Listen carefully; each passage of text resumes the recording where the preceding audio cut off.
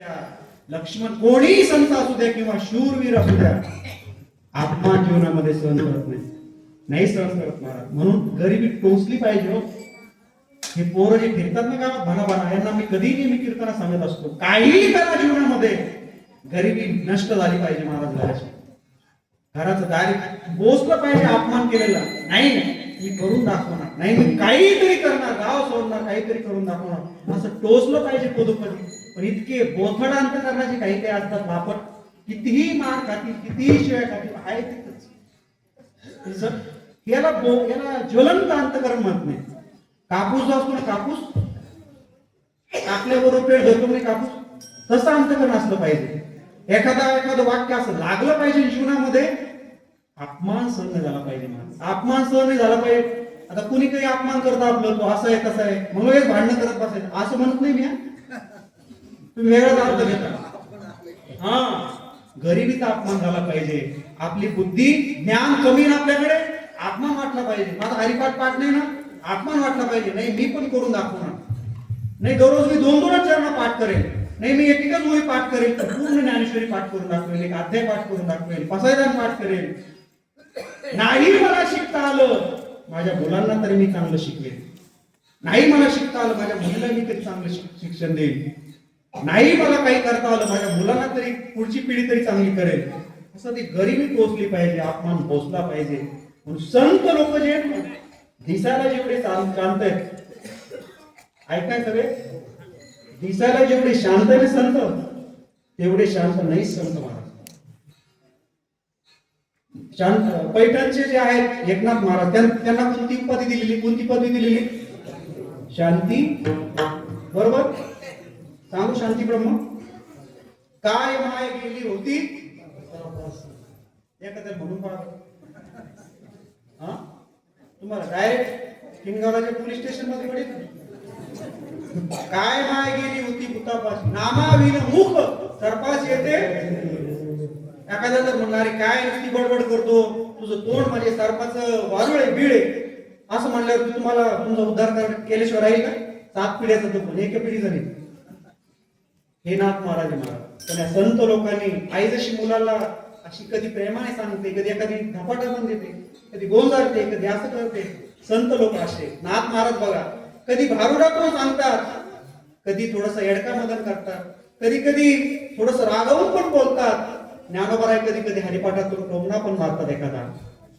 नामा परते तत्व नाही रे. रे शब्द आरेकारीचा शब्द आहे ना, हरिपाठात वापरलेला आहे. हरिपाठ इतका भयंकर महाराज, चांगल्या चांगल्याची तिथं काय म्हणतो आपण त्याला, विकेट जाते. हरिपाठ किती जणांचा पाठ आहे सांगावर? पाठ आहे जर विचारलं तर काय असं करतात खालच्या खाली. काही काय म्हणतात, बाई मा पाठ आहे, पुढं म्हणतात येत नाही. माणसं म्हणतात महाराज लय पाठ आहे म्हणलं, पण ते ज्ञान जे म्हणाले की आमची गप्प होती का नाही बाबा, होती ना. माग ज्ञानदेवा गोडी संगती पुढं काय, ज्ञानदेवा गोडी हरिनामाची जोडी. कुठल्या टप्प्यातला बघा, पहिल्या का तिसऱ्या? तुम्हीच सांगा. हे बेकार आहे महाराज हरिपाठ, वाटतं थोडं. ज्ञानदेव म्हणे निवृत्ती. पुढे काय म्हणले बघा, वेदशास्त्र पर म्हणतात एक शेवटचं बघा. ज्ञानदेव म्हणे निवृत्ती, वेदशास्त्र इथले संपूर्ण याला हरिपाठ म्हणतात. पुढं पाठ आणि माग हरिपाठ. इतकं सोपं नाही. हरिपाठ येणं चांगल्या चांगल्याची तुकडी उडून देतो, ते विकेट घेतो महाराज. म्हणून तुम्ही मला काय करायला पाहिजे? काहीच नाही. एक तुम्हाला शेवटचं सांगून जातो. हे बघा, आपली आई आहे ना, आईला फक्त आई म्हणा. आई जी नाही, माझ्याकडे लक्ष द्या सगळे, संपलंय की. आईला फक्त असं घट्ट पकडून राहा. आईला तुम्ही अक्का म्हणा, बाई म्हणा, बाय म्हणा, ताई म्हणा, काही म्हणा, पण तिला घट्ट पकडून राहिलं पाहिजे. तुम्हाला ती प्रेम पाना दिल्याशिवाय राहत नाही, तिला आई म्हणते. आणि त्याला ज्ञानोबराय म्हणतात, ज्ञानोबरायला धरून राहा. या संसारामध्ये भगवान बाबाच्या विचाराला धरून राहा, तुम्हाला कधीच काही कमी पडणार नाही. हे मी नारदाच्या गादून तुम्हाला सांगतो. ही संतांची शिकवण आहे महाराज आपल्याला. म्हणून धरी धरी आठवण मानी संतांचे. संतांनी काय शिकवलं त्याचं आपण पालन केलं पाहिजे महाराज. विठ्ठल विठ्ठल.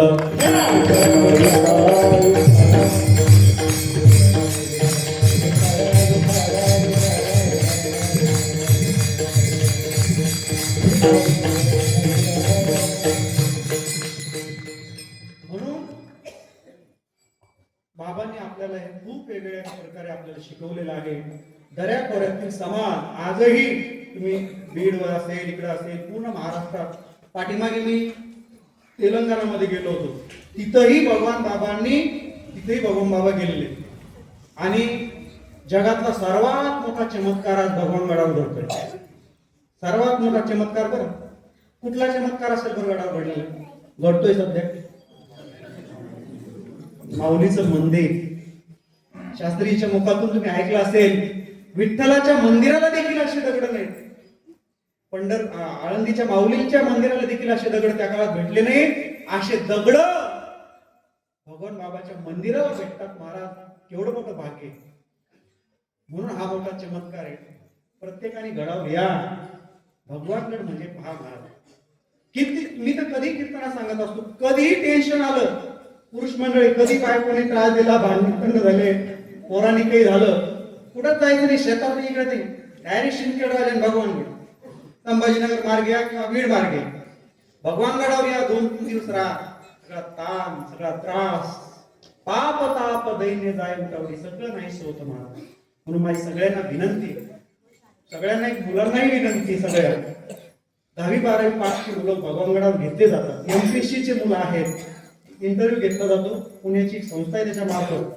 आणि 10वी-12वीची मुलं ज्ञानेश्वरी विद्यापीठामध्ये घेतली जातात. आता आपल्या गावात किती पोरं आहेत गडावर शिकायला? एक पण नाही. आता तुमच्या गावातले जर महाराज असते तर हे काही तुम्ही कीर्तन केलं असतं त्यांनी, गडावरले एखादे असते तर, बरोबर आहे नाही बाबा?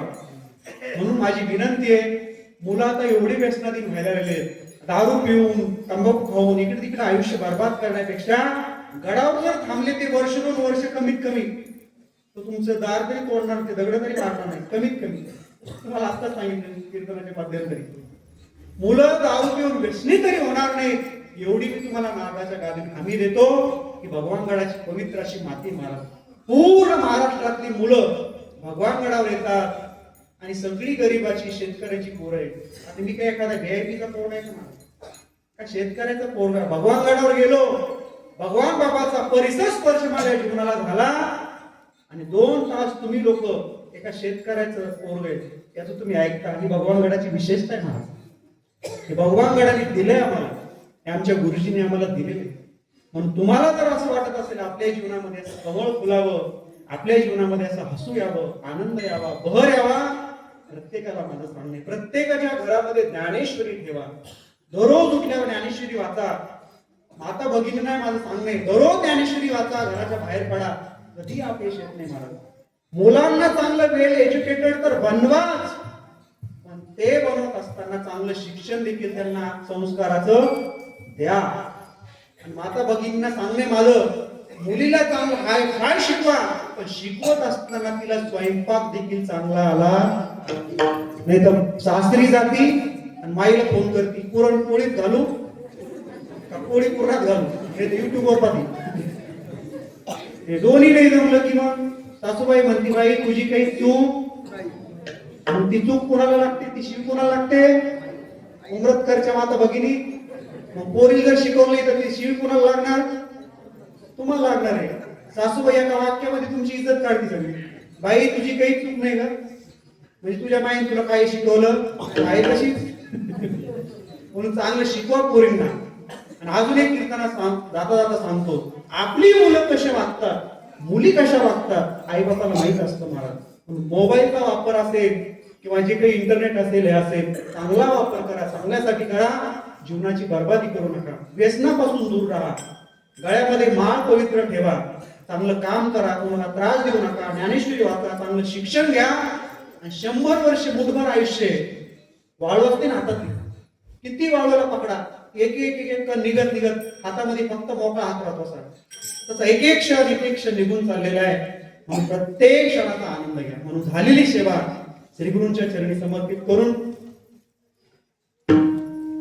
या ठिकाणी जमलेले सगळे ज्येष्ठ श्रेष्ठ महाराज मंडळी आहेत. आमचे सगळेच आता हे गावातील सगळे ओळखीचे कुणाचं नामोल्लेख करणं देखील आता उमरदानी सोनदेव फार काही दूर नाही. म्हणून सर्वांच्या चरणींचा नतमस्तक होतो. आमचे विनेकरी बाबा आहेत, तुळशीवाल्या माता भगिनी आहेत, तिकडे आमचे रणशिंगीवाले ते पण आहेत, चोपदार आहेत, हालदार आहेत.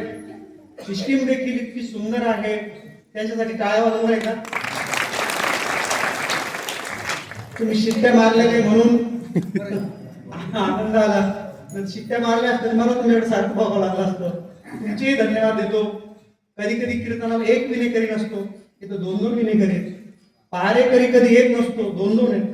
मी कीर्तनात नेहमी सांगत असतो, दोन पेक्षा मला चार एक चोपदार आवडतात. तुम्ही महाराज कशाला? जर कीर्तनात काही आलंच चांगली प्राप्ती तर राम नाम शेवटी न्यायला किती लागतात? चौघच लागतात. म्हणून विनोदाचा भाग सोडा. सगळीच ज्येष्ठ श्रेष्ठ मंडळी आहेत. आमच्या माता भगिनी देखील दिवसभर काम करून थकलेले आहेत, पण एवढे याच्यामध्ये त्या बिचाऱ्या आल्या. आमचे कॅमेरामॅन देखील इकडे जातात तिकडे येतात, सेटिंग करतात, खूप सुंदर आहे. म्हणून त्यांनाही धन्यवाद देतो. झालेली सेवा श्री गुरूंच्या चरणी, भगवान गुरुसिंहाच्या चरणी, श्रीसंत भगवान बाबाच्या चरणी समर्पित करतो. अभंग जो घेतला होता तो शांतीब्रह्मनाथ महाराजांचा होता, बरोबर ना? तुकाराम महाराज एवढं तर लक्षात ठेवा. सुख पाहता दुःख पर्वता एवढे, सुख जगासारखं आहे संसारात, दुःख पर्वता एवढे, एवढंच लक्षात ठेवा. राहिलेला भावार्थ कधी बघायचा? तुम्ही मला महाराज एकच चरण का सांगितलं? टीव्हीतल्या मालिका असो, पिक्चर असो, कधी सोडतात ते? एकदम रंगात आणतात आणि एकदम रंगात आणली मालिका बंद होती. बाया म्हणतात मा लय रंगात आली होती, पिक्चर बी बघा नेमका रंगात येतो, लाईट जाते किंवा बंद सोडून देतात ते वेब सिरीज असेल. मग ते काय करतात? तुम्हाला कंटिन्यू नाही, उद्याच्या भागात चांगलंय, उद्याच्या भागात चांगलंय, असं करत करत पूर्ण मालिका विनोदाचा भाग सोडा. राहिलेल्या चरणाचा अर्थ पुढच्या वेळेस बघू. झालेली सेवा तुम्हाला सर्वांच्या चरणी समर्पित करून या ठिकाणी थांबतो. ज्ञानेश्वर